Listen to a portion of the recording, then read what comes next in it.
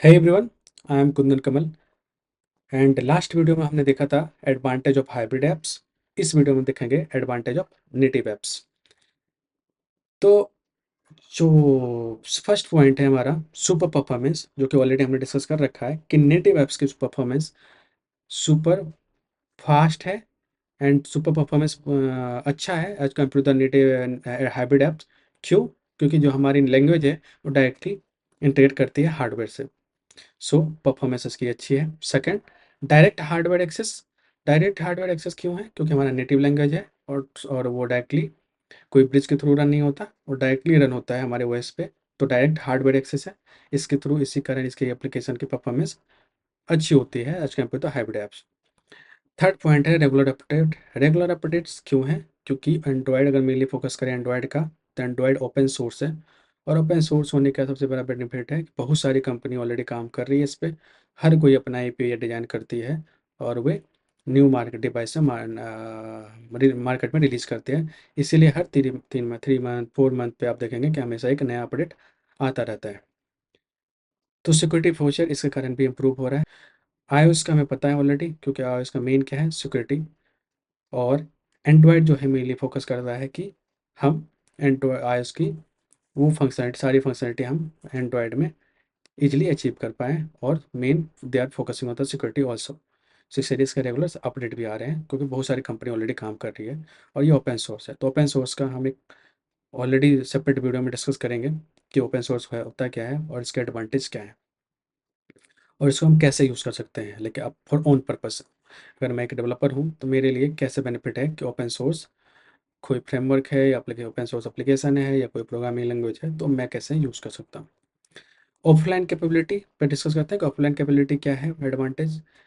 देखिए, offline capability hybrid app में भी है, बट ये है कि आपको परफॉर्मेंस का एक लिमिटेशन अपने आप माइंड में रखना पड़ेगा कि हाँ, परफॉर्मेंस स्लो होगा as compared to the native apps. But native apps में ऐसा कुछ नहीं है कि परफॉर्मेंस मेजर करना पड़ेगा।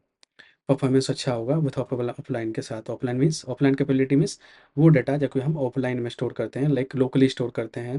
जैसे हर एप्लीकेशन भी ऑफलाइन भी डाटा स्टोर करती है। अगर क्योंकि इंटरनेट चला गया फिर भी ऑपरेशन प्रोवाइड करना चाहते हैं तो वो ऑफलाइन डाटा स्टोर करता है, और वो फिर when internet is back that time they are pushing the data over the server. So offline capability ये है। Access to the full device feature. Access to the full device feature क्यों? क्योंकि maximum चीज़ें, मैक्सिमम ड्राइवर एक्सेस कर सकता है native apps.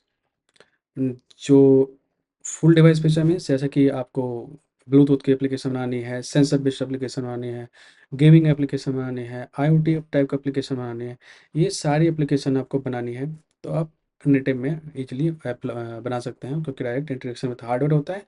और OS की डायरेक्ट सारे फीचर आप यूज़ कर सकते हो, I guess, with except one, जो कि वाईफाई का कुछ एपीआई अभी एक्सपोज नहीं है वाईफाई ड्राइवर की। बट बहुत सारी चीज़ें आप कर सकते हो, लेकिन हम एंड्रॉयड ओएस की मैक्सिमम चीज़ें आप कर सकते हो। एंड्रॉयड और आईओएस की मैक्सिमम चीज़ें आप यूज़ कर सकते हो और डिवाइस डिवाइस के जो फीचर है।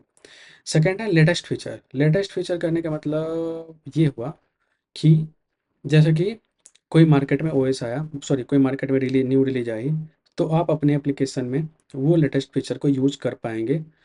वो द हो सकता है अगर कुछ एपीआई अपडेट हुआ है, एपीआई ऐड हुआ है तो फंक्शनलिटी आपका ऐड करनी पड़ेगी, वो आप इजीली कर सकते हैं। बट हाइब्रिड ऐप्स में क्या है कि डिपेंडेंसी है कि वो कोई न्यू चीज़ें एक्स्ट्रा ऐड नहीं कर सकते जो कि ऑलरेडी अवेलेबल है ही नहीं एंड्रॉयड ओ लाइक ओएस साइड पे। सपोज कर लो मटेरियल डिज़ाइन जो कि लॉलीपॉप इंट्रोड्यूस हुआ वो है ही नहीं।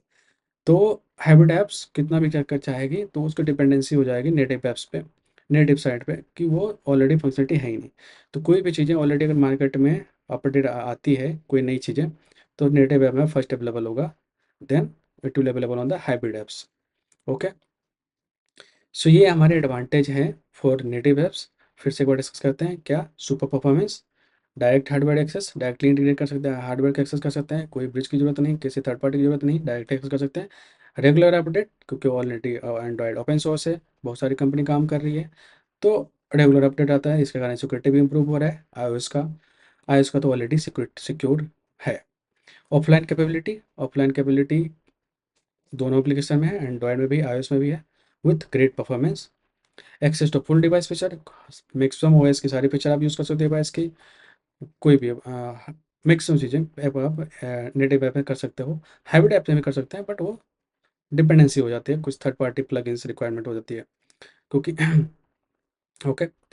लेटेस्ट फीचर, कोई भी अगर मार्केट में ओएस में न्यू ओएस आएगी तो सबसे पहले हम जो नेटिव ऐप्स हैं उस पे हम डायरेक्टली एक्सेस कर सकते हैं। क्यों? क्योंकि नेटिव ऐप्स में फर्स्ट अवेलेबल होगा।